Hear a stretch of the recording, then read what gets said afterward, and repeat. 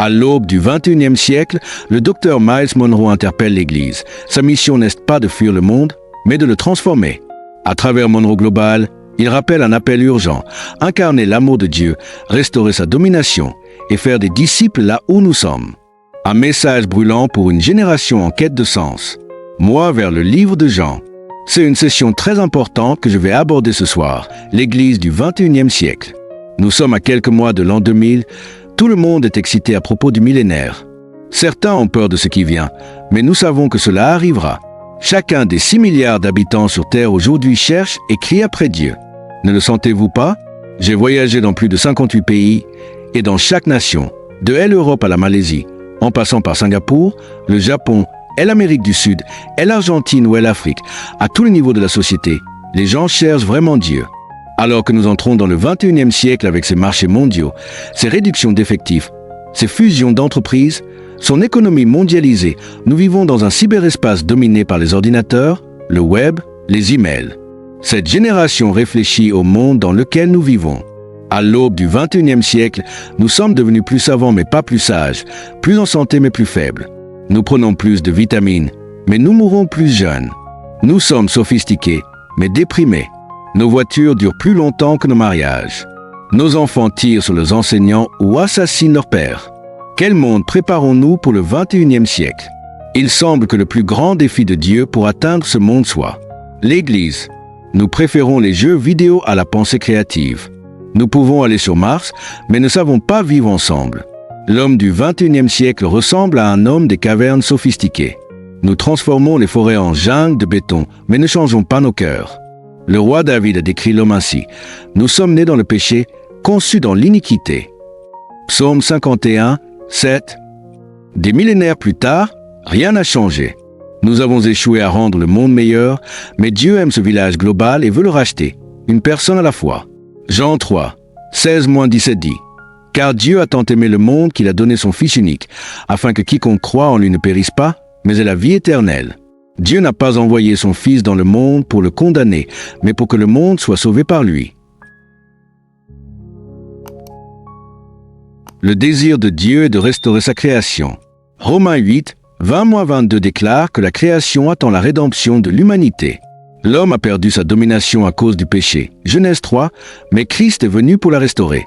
La résurrection n'est pas seulement pour l'au-delà, nous aurons un corps glorifié, comme Jésus après sa résurrection. Luc 24, 39. Dieu nous ramènera à notre vocation originelle, dominer sur terre, dans un corps nouveau, comme promis en Apocalypse 21. L'Église du XXIe siècle ne doit pas être un club religieux, mais une armée transformatrice. Notre mission n'est pas de fuir le monde, mais de le gagner. Matthieu 28, 18-20 nous ordonne: Allez, faites de toutes les nations des disciples. Arrêtons de mépriser ce que Dieu aime. Excusons-nous pour notre indifférence. Au XXIe siècle, que l'Église incarne l'amour de Dieu, atteignant les recoins les plus sombres. Merci d'avoir écouté. Que Dieu vous bénisse.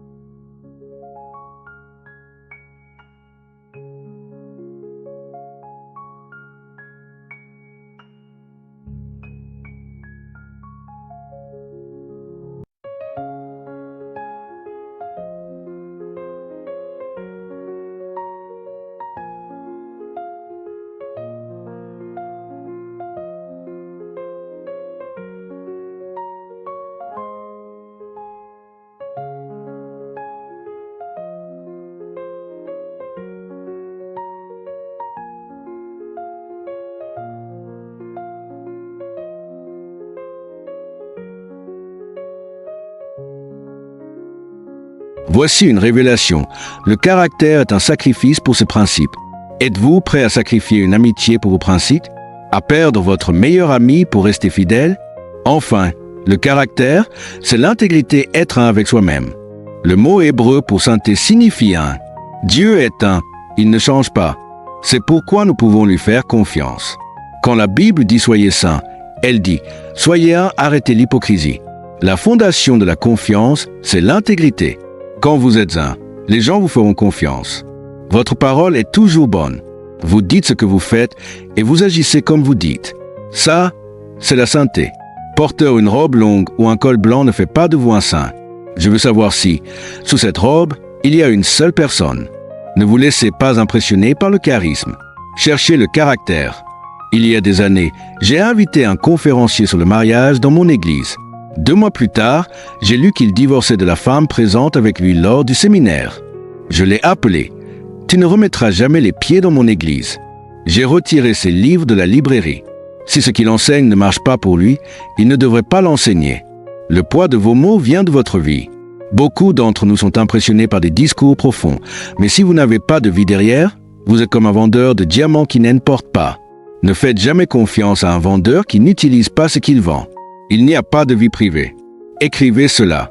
Si vous dites « ce que je fais en privé ne regarde personne », vous n'avez pas de caractère. Une personne de caractère n'a pas peur qu'on découvre sa vie.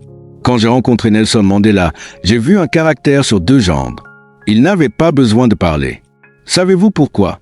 Parce qu'il est resté 18 ans en prison sans changer ses convictions. Ça, c'est du caractère. Dieu vous a créé pour dominer dans un domaine de dons. Mais avant le pouvoir, il vous a donné son image, le caractère. Sans caractère, le pouvoir vous détruira. Le pouvoir ne corrompt pas. Il révèle la corruption déjà en vous. Votre don est votre fruit. Comme un arbre fruitier, il attire les gens à vous. Mais attention, ils ne viennent pas pour vous, mais pour votre fruit. Je ne te fais pas confiance, tu veux juste mes fruits. Dieu a donné le caractère avant le pouvoir. Pourquoi? Parce que sans caractère, le pouvoir est dangereux.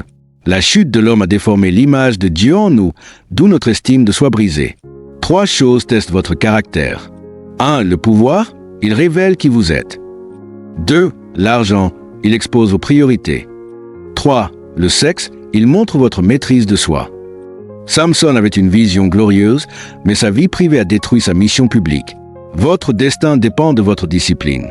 En conclusion, une vision sans valeur est un destin sans discipline. Peu importe la grandeur de votre vision, elle peut être détruite si vous n'avez pas de caractère. Vivez de manière à ce que vos souvenirs soient purs. Dieu vous appelle à vivre correctement pour que vos souvenirs soient joyeux. Le caractère vous donne de bons souvenirs. Le caractère est le fondement invisible de tout succès durable. Ce n'est pas votre talent, votre éducation ou votre charisme qui vous protégera, mais votre engagement envers des principes immuables. Sans caractère, le pouvoir vous exposera, l'argent vous corrompra et les tentations vous briseront. Soyez comme les lettres de l'alphabet. Fidèle, arresta, un. Stable, même sous pression. Digne de confiance, vos actes égalent vos paroles. Votre avenir ne dépend pas de ce que vous gagnez, mais de qui vous devenez. Choisissez dès aujourd'hui de vivre avec intégrité. Le monde a besoin de leaders qui ne changent pas même à 2 heures du matin. Ce qui compte, ce n'est pas la hauteur de votre chute, mais la solidité de ce qui vous relève, votre caractère.